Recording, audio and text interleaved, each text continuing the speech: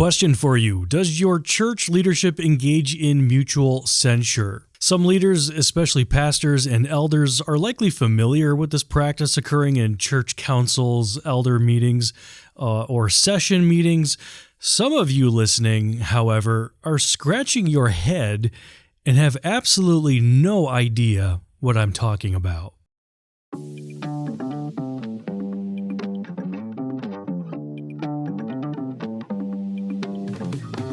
Welcome to MarsCast, a podcast from Mid-America Reformed Seminary, where our faculty address all things theology and culture from a Reformed lens. I'm your host, Jared Luchbor.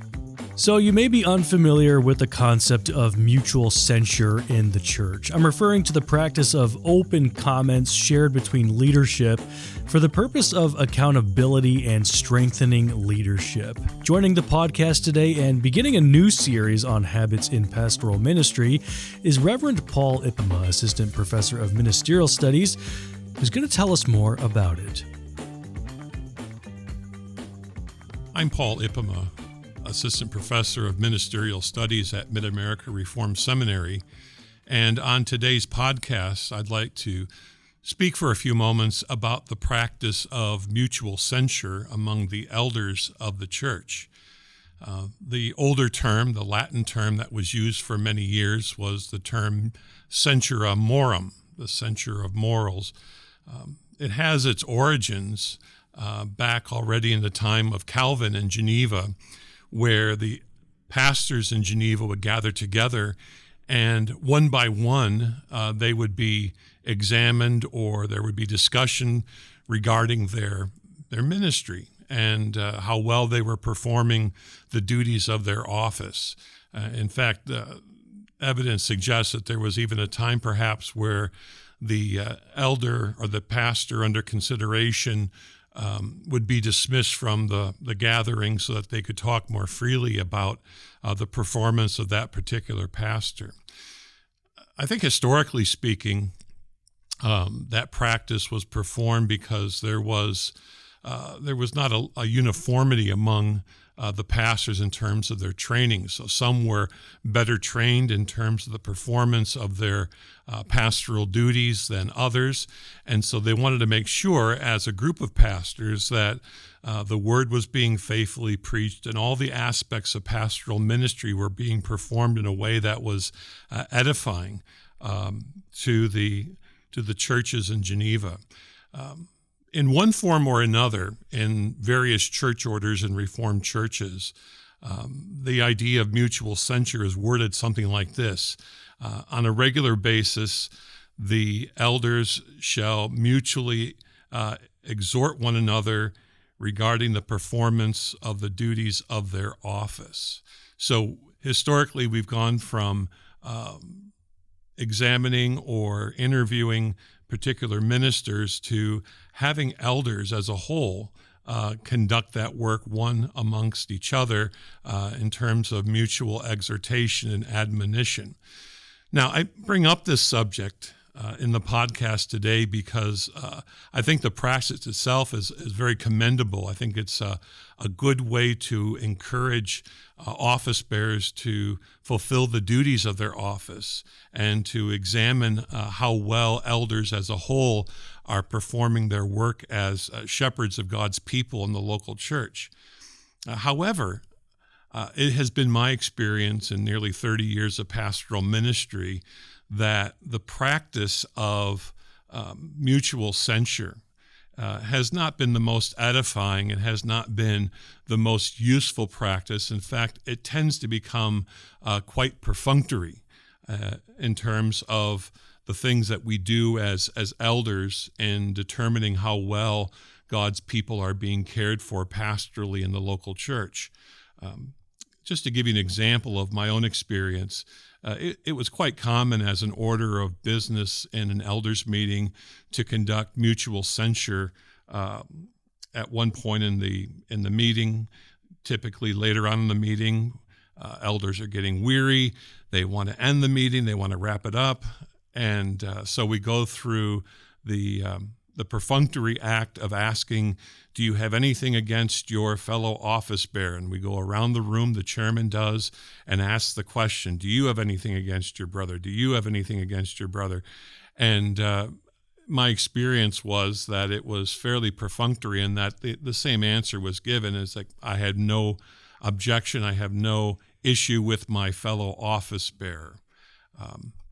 In fact, historically, just to go back for a moment to the way in which mutual censure was practiced, in some of the Dutch church orders back in the 1500s, 1600s, you have specific reference made to conducting mutual censure before the celebration of the Lord's Supper. Now, that was assuming that the Lord's Supper was celebrated quarterly, every 3 months, which was the practice, I believe, among most of the Dutch Reformed churches, unlike the practice that we have today, which varies considerably from church to church or from denomination to denomination. But the Dutch, at one point, had put in their church order that you shall conduct mutual censure at the time when you are about to celebrate the Lord's Supper. And so what happened was there was the belief that somehow mutual censure was tied to the sacrament of the Lord's Supper, as though we were asking, is there anything that would prevent you from partaking of the Lord's Supper, anything related to the performance of your fellow elders' pastoral responsibilities? But I think it's a misunderstanding to tie mutual censure to the practice or the celebration of the Lord's Supper. In fact, I would say that mutual censure was tied to the Lord's Supper only as a way of ensuring that it was done on a regular basis, quarterly. And so subsequent synods, subsequent church orders in the Reformed tradition remove that connection to the Lord's Supper. But having said that, I think it's important to be clear in terms of what exactly is the purpose of mutual censure. If you read the commentaries on various church orders, the point is often made that the mutual censure involves not one's personal conduct and belief, but simply how well does one perform his duties as an office bearer, as an elder in the Church of Jesus Christ.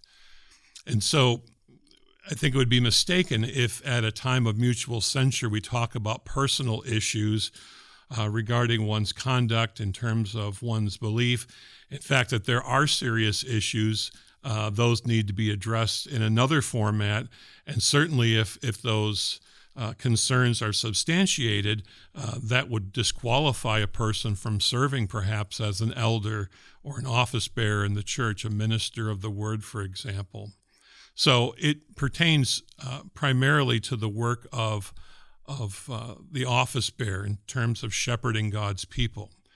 Now, going back to the whole issue of it becoming simply a perfunctory performance, it's a routine that's performed simply to check the box, so to speak, in terms of responsibilities of the elders. I would suggest that elders conduct mutual censure thinking ahead of time, and perhaps there might even be some sort of document put together by the elders to talk about various subjects pertaining to the office of elder or minister of the word. For example, you could talk about elders who maybe are to be singled out for their excellent performance of their duties in terms of visitation, in terms of counseling, in terms of leadership in the local church, an opportunity not only to commend them, but to encourage others to follow their example. It may also be a time to exhort or admonish those who have been negligent in their elder responsibilities. This too happens from time to time, of course, as any elder or any pastor will tell you. There are elders who do not do the work that has been assigned to them at the previous elders meeting. They do not make the contacts with people in the congregation. They're derelict in terms of visitation, or especially in matters of church discipline. They fail to to do the work properly. And so it might be a time to talk about that and single that out so that it would be corrected. It's never a matter of trying to embarrass an office bearer. It's never a matter of trying to find fault with people, but simply a matter of how can we improve the service of pastoral work in our church. But I also think there are more broadly areas that could be discussed in terms of the performance of the office bearers. How well are the people being shepherded? How much contact are we having with members of the congregation? Do we know them as well as we ought to know them? And talk not only about how well we're doing, how well we're performing in that respect, but also talking about how we may improve in that respect. Suggestions for how we can better reach out, say, in terms of missions and evangelism. What are some suggestions? What are things that we need to discuss? Those things usually are relegated to a very minor role in the life of the church. There needs to be time when those kind of issues are discussed. And one could also talk about the pastor. How do we evaluate the work of the pastor and the kind of pastoral care that he gives to the congregation? How is his preaching ministry? Again, my experience has been there are some churches who rarely discuss that with their pastors unless there's a serious problem that arises. So it's sort of the methodology of trying to put out fires when they flare up. That's not always the most helpful or useful way of addressing things like that. There are others where it becomes a time of finding fault or bringing up grievances from the congregation or complaints from the congregation. I think that too is problematic. I think elders, in one sense, need to protect and to shield their pastor from undue criticism or unfair criticism.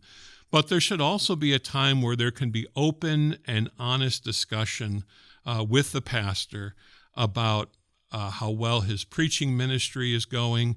Are there things that he is failing to address from the pulpit? Are there suggestions for, say, a future sermon series? Are there age groups who are not being addressed? What is he doing particularly well? Things of that nature could be discussed in a very edifying way at mutual censure. I would also think that there ought to be time as well to evaluate the pastor in terms of other aspects of his teaching ministry. Is he doing the work of pastoral visitation well? Is he being diligent? And sometimes elders have no idea. It has always been my practice, at least in the latter years of my ministry so far, to submit a list of all the people I have visited. And I know many other pastors do the same thing, just so that there's an awareness of what the pastor is doing throughout the month between elders' meetings. But also in terms of counseling, I think it's important for pastors to do the work of counseling, to some extent at least. Again, I don't think a pastor should be overburdened with those responsibilities, or if they become too burdensome, I think it's perfectly appropriate to refer a person or individuals to a Christian counselor whom they trust and who shares a similar view of the gospel and of the authority of Scripture. But I think that is an important part of pastoral ministry that needs to be assessed and encouraged. I think also in terms of the use of the pastor's time. A pastor spends much of the week without any direct supervision. And he does not keep a record typically of how he spends each hour of the workday. But again, that needs to be evaluated, discussed. Is he making good use of that time? Is he being a good steward of his time? Is he caring for his family? Is he doing what he needs to do as a husband and as a father?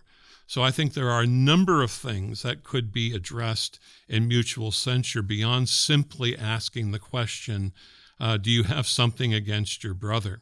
Or is there anything that would prevent you from taking the Lord's Supper? I think those are not very edifying ways of addressing that. And I would say also that if there is a more serious issue with an elder performing his work, that it might be wise, in fact, to address that elder privately, so that he's spared somewhat, at least initially, and it can be discussed further among the entire group of elders. But I also would discourage asking an elder or a pastor to leave the room when those discussions are taking place regarding the performance of one's pastoral duties. I did have that experience in one pastorate, and I found it very unhelpful, especially when you had discussions that went on for 10 or 15 minutes, and then you were invited back to the elders' meeting and nothing was said beyond that. You simply went on to the next order of business. That creates a certain suspicion or a certain anxiety in the heart and mind of the pastor. And I think we want to be open and direct with each other as brothers in the Lord, that we speak in love and encouragement, that we try to encourage each other in the work that we're doing in a way that builds up the body of elders, the body of Christ, and brings glory to Christ. Next time on MarsCast, Reverend Ipema considers the habits of the pastor and how he reads. Tune in next time as he offers a brief glimpse as to why this is really important for a pastor in his ministry. If you enjoyed this episode of MarsCast, please consider subscribing and telling others who might be interested. Your support allows us to keep producing engaging content and build a thoughtful community of lifelong learners and thoughtful practitioners. I'm Jared Luchabor signing off for now. See you on the next episode of MarsCast.